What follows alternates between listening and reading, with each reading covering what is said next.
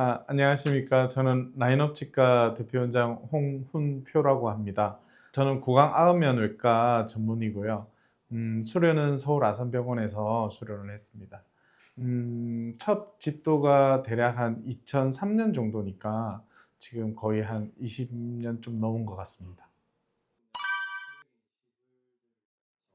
예, 저희 병원에 원장님이 몇 분 계신데요. 예, 제가 주로 하고 있는 시술은 일단 양악 수술이라든지 안면 윤곽 수술 같은 이렇게 얼굴 뼈 수술을 주로 하고 있고, 임플란트 관련된 시술도 하고 있고요. 또 임플란트를 일반적으로 하기 힘든 뼈가 너무 없다든지 특수한 뼈 이식 같은 경우, 그다음에 뭐 엉덩이 뼈를 좀 뗀다든지 뭐 이런 어떤 외과적 시술을 전문으로 하고 있습니다. 제가 이제 이 부분은 명확하게 말씀드릴 수가 있는데, 우리가 생각하는, 보통 일반적인 환자분들이 생각하는 것보다 훨씬 덜 아픕니다. 환자분들 입원해 계시면 보통 다음 날 정도 되면 통증에 대한 어떤 큰 컴플레인은 거의 없어요. 첫날은 아무래도 이제 수술 후유증, 그 마취 후유증 때문에 호흡이 많이 힘들다든지 또 굉장히 메스껍거든요. 얼굴에 또 수술을 했으니까 얼굴이 붓고 있을 거고, 아무래도 입안에서 피도 좀 날 거고, 그러니까 여러 가지 복합적인 요인에 거기에 또 통증이 있으니까 환자분들이 너무 불편해 하는데, 그 표현을 너무 아프다라고 표현을 많이들 하세요. 대략 수술 후 한 12시간 정도? 생각보다 통증에 관한 어떤 그런 컴플레인은 심하지 않습니다. 실제로 저희 병원에서는 저는 마약성 진통제 안 쓰거든요. 통상적인 진통제를 쓰고 있는데도 불구하고 환자분들이 다음날 정도 되면 그렇게 통증을 많이 호소하진 않으십니다. 물론 통증은 사람마다 이렇게 예민도가 좀 다르거든요. 통증에 예민하다고 해서 그 사람이 뭐가 문제가 있거나 나쁘다는 건 아닙니다. 통증에 예민한 만큼 자기 몸의 컨디션을 더 잘 알 수가 있으니까 계속 아프다고 하시는 분들도 간혹 있으시지만, 평균적으로는 생각했던 것보다 아픈 건 좀 덜합니다. 이거 하다가 정말 아파서 쓰러지면 여기 마약성 진통제는 없나요? 이런 거 많이 물어보시거든요.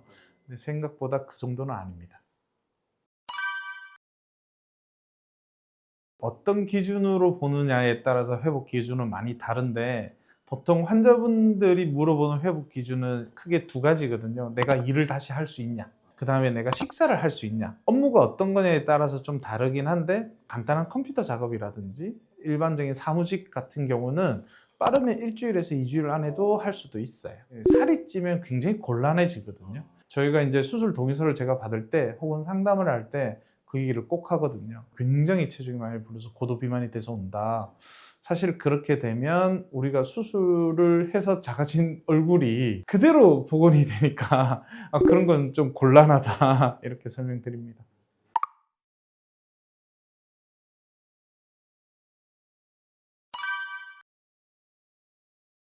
양악 수술이라는 거는 우리가 위턱과 아래턱 두 턱이 있잖아요. 위턱과 아래턱을 한꺼번에 수술한다고 해서 양악 수술이라고 합니다. 실제로 위턱 수술이 정식 명칭도 따로 있고 아래턱 수술도 정식 명칭이 따로 있어요. 일반적인 양악 수술은 턱이 기형이 있는 친구들이 대부분이고요. 또 일부는 이제 얼굴이 좀 많이 커서 하는 수술인데, 턱을 깎아낸다고 표현하시거든요. 양악 수술은 턱을 깎는 수술이 아닙니다. 턱을 일정 부분, 제일 안전하다고 알려져 있는 부분에 뼈를 이렇게 분리를 시켜서 위치를 바꿔주는 거예요. 위치를 바꿔주고 다시 고정을 해주고, 그 와중에 이렇게 필요 없는 부분이나 걸리는 부분들을 뼈를 떼내는 겁니다. 뼈를 떼낸 게 중요한 게 아니라 위치가 바뀐 게 더 중요하죠. 저는 굉장히 주걱턱이 심한데 왜 제 턱은 이렇게 얼마 안 잘라 주셨나요? 라고 하는데, 자른 양도 중요하지만 이 형태나 위치나 3차원적으로 그게 중요하거든요. 3D 시뮬레이션을 해보면 이렇게 위치가 수평적으로 뒤로 들어가는 게 아니라 입체적으로 이렇게 회전하면서 들어가면 실제로 뼈를 잘라낸 양은 작아도 얼굴이 굉장히 갸름해 보입니다. 예. 우리가 사진 찍을 때 한 발짝 뒤에 가 있으면 굉장히 날씬해 보이잖아요. 그런데 사진 찍을 때 약간 위로 이렇게 내려보듯이 사진을 찍으면 얼굴이 굉장히 갸름해 보이잖아요. 그런 의미를 우리가 턱의 위치를 바꿔서 이렇게 정면에서 봤을 때 약간 그런 각도가 나올 수 있도록 수술을 해주고 있습니다. 실제로 이제 특히 제일 심한 케이스가 주걱턱이거든요. 주걱턱은 실제 아래턱이 움직이는 양이 1cm를 넘어가는 환자분들이 꽤 있어요. 수직적으로 혹은 수평적으로 1cm, 이게 평면적으로 1cm니까 입체적으로 보면 양이 훨씬 더 크겠죠. 혀가 굉장히 비좁아져요. 거의 모든 주걱턱 환자분들에 있어서 혀가 비좁아집니다. 그래서 처음에는 발음이 자꾸 새요. 이제 원활하게 뭐 부드러운 음식도 먹을 수 있고 이렇게 턱도 움직일 수 있는데도 불구하고 제가 이제 특히 걱정하는 환자분이 영어 선생님. 영어 발음이 셀 수도 있습니다. 정말 다행스럽게도 우리가 턱을 움직이는 근육이라든지 혀는 통째로 근육이거든요. 네. 이 작아진 어떤 턱뼈에 이렇게 다시 맞춰져요. 혀가 비좁아서 잘 못 움직이니까 얘가 거기에 맞춰서 사이즈가 줍니다. 네. 한국 환자분들은 다들 빨리 수술하기로 합니다. 상담을 하러 와서 제가 지난달에 사직서를 냈습니다. 지금 수술해 주세요 라고 얘기를 하시거든요. 수술을 먼저 하고 교정을 하는 거를 우리가 선수술이라고 해요. 사실은 교정 여부와 상관없이 수술은 언제든지 할 수 있어요. 단순히 턱이 위치만 맞는 게 아니라 그 맞춰진 위치에서 이도 잘 맞아야 되죠. 제일 중요한 건 마무리가 이가 잘 물리는 거예요. 우리가 수술을 너무 무리하게 먼저 해버리면 가끔은 그 바뀐 턱 위치에 이를 못 맞추는 경우도 생기거든요. 예를 들면 이가 너무 삐뚤삐뚤하면 우리가 얘네들을 교정을 했을 때 이 치아들이 정확하게 3차원적으로 어디에 갈지 예측하기가 어렵습니다.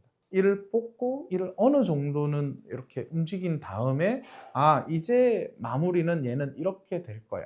아래턱은 이렇게 될 거야. 사실 선 수술을 할 거냐 아니면 교정을 먼저 하고 수술을 할 거냐의 가장 큰 키포인트는 교정 원장님입니다. 교정이 한 개도 안 된 케이스지만 이 환자분은 대충 이렇게 될 것 같고 그러면 내가 이 일을 잘 맞출 수 있을 것 같아요. 이 치아가 너무 이렇게 삐뚤삐뚤한 게 심하고 높낮이가 안 맞아서 이거는 지금으로서는 100% 예측하기가 어렵다 하시면 사실은 교정을 어느 정도라도 하고 하는 게 좋습니다.